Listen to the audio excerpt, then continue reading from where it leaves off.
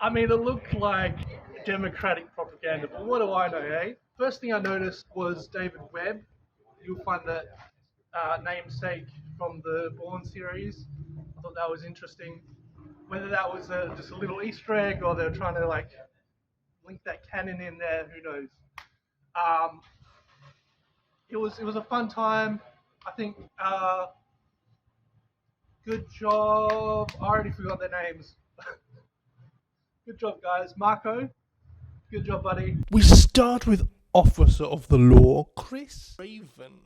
Waking up going, what? How did I get here? He's watching this AI introduction video going, hey, this is the AI judge, and you're about to be judged by an AI. But that's okay, because you got 90 minutes to reduce the probability that you're a murderer, killed your wife. And he's like, I could never. There's 97.5% chance that he did it. And he's going to get that down to 92%. He's looking at evidence. And he gets a phone call and he's like, thanks, Robert. Fuck. Oh, daughter, I didn't kill your mum. I swear. Fuck. I want to call someone as a witness. Character defense. I call my partner. She's pretty cool. She answers the phone. She's like, ooh, Chris, doesn't look good for you, buddy. Kind of looks like you murdered your wife. Want to believe you currently don't. Okay, fine. I guess I'll go look for evidence. She's on selfie mode. And he's going like, oh, let's show me this. Flips the camera or whatever. And like, oh, can you zoom in on that? And this AI thing, right, is like putting together like full scenes based on camera footage, to and froing with his partner. And she's like, looks like a throw of passion, right? And he's like, yeah, it does look that way. It wasn't me, but it does look that way. So, okay, sure. And they're finding like his fingerprints and hair follicles all over the place. He's like, I live there, bitch. Of course, there's DNA of me everywhere. That makes sense. And he calls people that are possibly a witness or definitely a suspect or whatever the case may be. And he's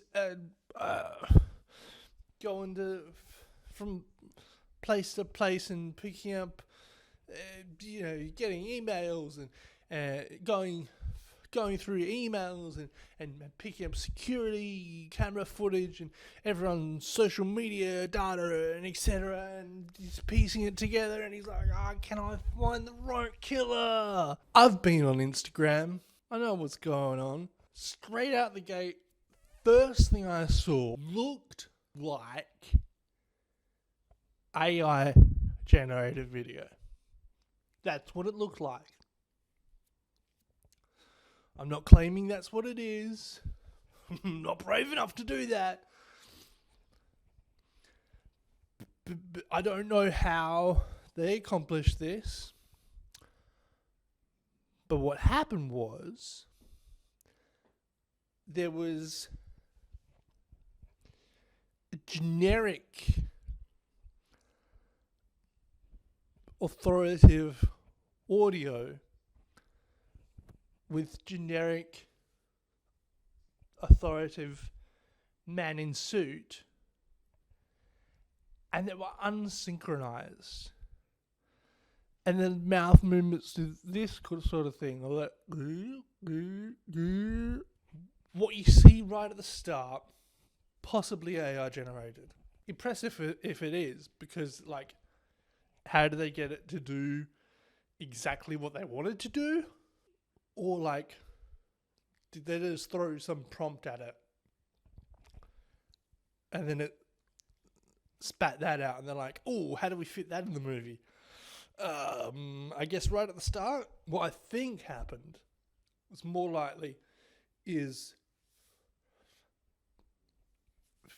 you had two recordings, possibly of the same person, unsynchronized on purpose. You got the visual effects team to move his mouth and stuff to make it look weird and probably put some effect on his face that makes him look high contrast. Raven, he's in a chair like so, and this hand I assume is a little bit more free so he can touch the keyboard.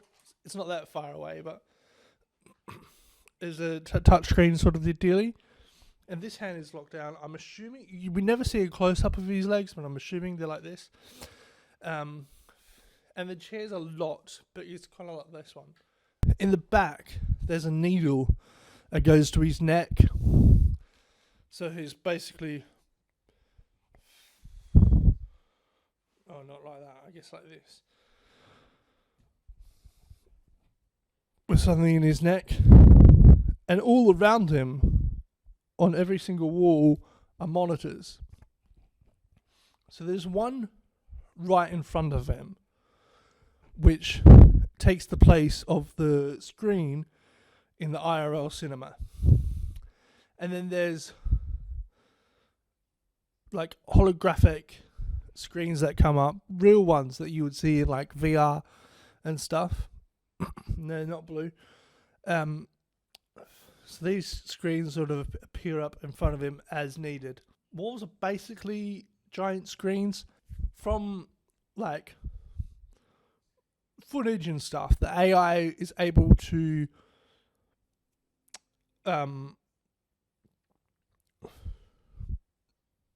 produce these scenes as if he's sitting there in his chair watching it. My guess for how they accomplish that would be to use a volume, which basically is the same thing, where you've got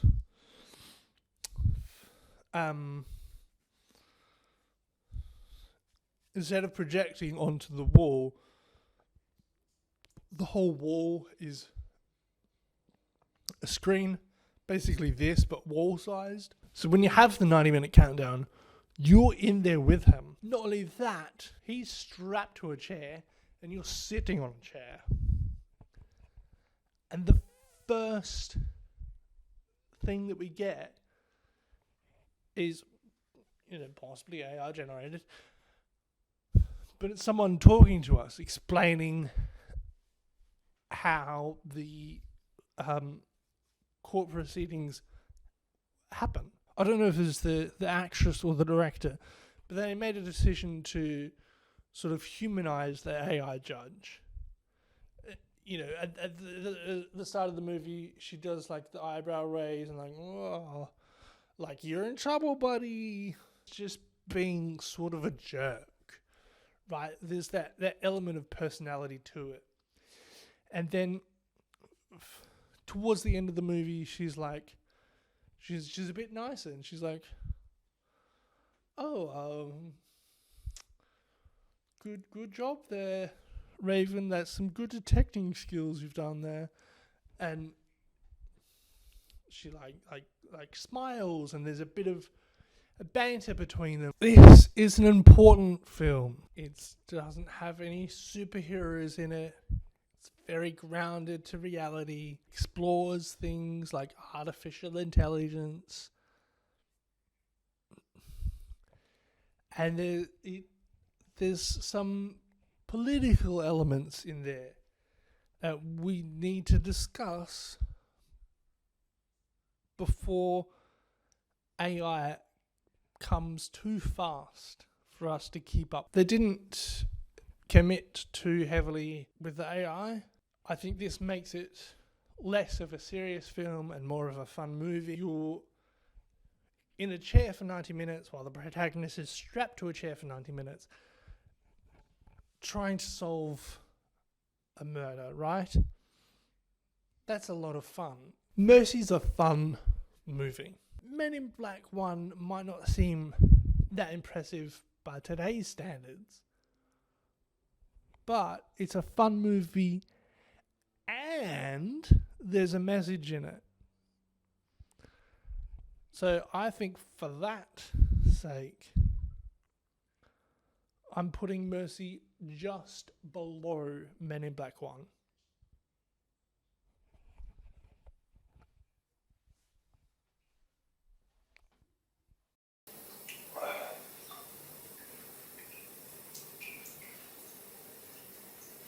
Speed.